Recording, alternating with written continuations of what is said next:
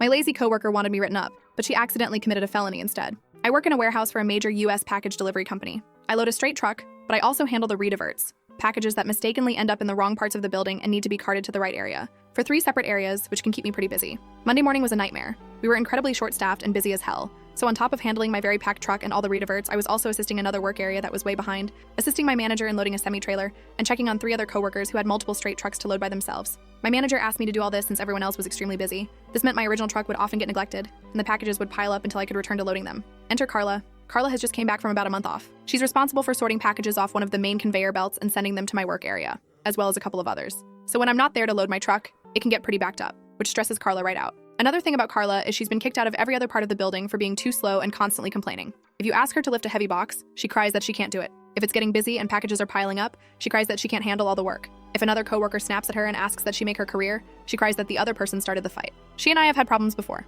She once dropped an open bottle of Sprite all over a box containing very fragile medical supplies. The box had to be damaged, and I claim I paid for it. But she insisted it was my fault because my work area was getting backed up, and she started throwing boxes where she shouldn't have been. But I just tried to ignore her. I don't come to work to start drama or fights. I come to work, sweat my ass off, and get paid. So Monday, as I was running ragged doing the jobs of 5 people, and my work area was getting backed up frequently, I walked over to hand some rediverts over to a coworker who was also backed up and running ragged. I looked up just in time to see EC, phone up, taking pictures of me, my work area, and my coworker's work area, so she could send them to our manager to complain about how lazy we were being. For those who don't know, taking pictures of personal packages and addresses is highly illegal. It counts as a form of mail fraud, a felony offense.